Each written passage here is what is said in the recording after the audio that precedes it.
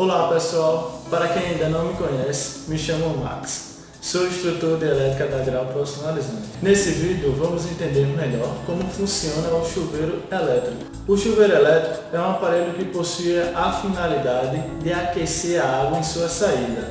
Agora vamos entender sobre a construção e o funcionamento do mesmo. A construção dele é bem simples.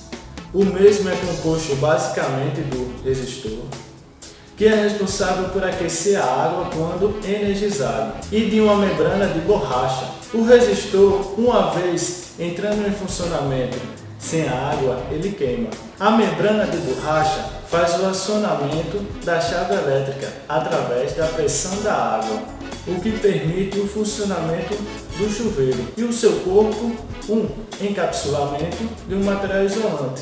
A instalação também é feita de forma bem simples. É muito comum realizarem a instalação elétrica do chuveiro com um plugue de 20 amperes para uma tomada de 20 amperes. Porém, segundo o item 9.5.2.3 da NBR 5410, que fala sobre aquecimento elétrico de água, nos diz que a conexão deve ser direta, sem o uso de tomadas de corrente. Mas vocês podem me perguntar, mas professor, por que não pode? Porque é um equipamento que trabalha em conjunto com a instalação elétrica e hidráulica. E devido à sua grande potência elétrica, isso pode gerar aquecimento no ponto de contato de ligação do equipamento. Então, nesse caso, o que fazer? Podemos fazer emendas com isolação com fita de alta fusão e por cima dessa passando a fita de baixa tensão. No mercado existem conectores que suportam temperaturas elevadas e são próprias para esse tipo de conexão. Agora vamos falar sobre os cuidados que devemos ter em sua instalação. Primeiro ponto: se a instalação possuir a tomada de 20 amperes acima do ponto de água e um cliente comprar um chuveiro com potência elétrica de 540 watts ou 600 e 500 watts, que são comuns no mercado, e o plugue de 20 amperes, a tomada vai aquecer. Porque com essa potência, a corrente do chuveiro vai ultrapassar a corrente nominal da tomada. Segundo ponto: cuidado com a utilização do borne Sidal de porcelanato, que são comuns ser utilizados por suportar altas temperaturas.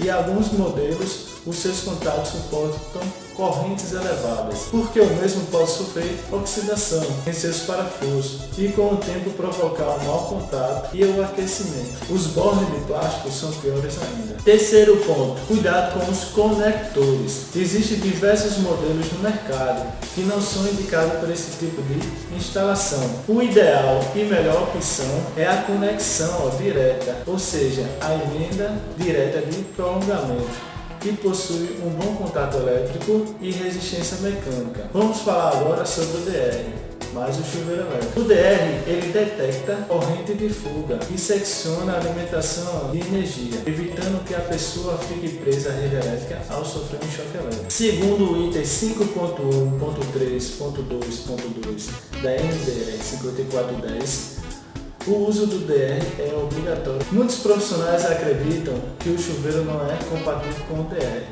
Vamos entender o que acontece. Porque sua resistência não é blindada ou imantada, e a baixa resistividade da água provoca uma fuga de corrente detectada pelo DR, que provoca o seu desarme. Geralmente, quando a resistividade da água está abaixo de 1.300 ohms, informação dada pelo fabricante do chuveiro, o DR vem a desarmar. Não é que o chuveiro elétrico não seja compatível com o DR. O que acontece é que a água, com a resistividade abaixo de determinados valores, provoca o desarme do DR quando o chuveiro entra em funcionamento. Qual a melhor solução? Aumentar a resistência da água, retirando seus sais minerais, ou trocar o chuveiro elétrico por um chuveiro que possua resistência blindada. Comentem. Pessoal, montei aqui um circuito com DR e disjuntores de proteção, uma resistência elétrica de chuveiro. Para nós vemos o funcionamento do DR junto com a resistência elétrica do chuveiro. O que é que nós vamos fazer? Acionar a resistência elétrica e colocar o terra dentro da água, para a gente ver como é que se comporta a fuga de corrente na água. a gente pode visualizar que a água está aquecendo. Isso indica que a resistência elétrica ela está sendo alimentada. Coloquei o terra dentro da água, o DR não desarmou. Se eu diminuir a distância do terra com a resistência, eu vou diminuir o que? A resistividade da água. Diminuindo a resistividade da água, o que é que vai acontecer? O DR vai identificar a fuga de corrente gerada pelo resistor e vai desarmar. Pessoal, o chuveiro elétrico ele possui dois aterramentos dentro dele. Um na entrada de água e o outro na saída da água, que fica a uma determinada distância da sua resistência. Por quê?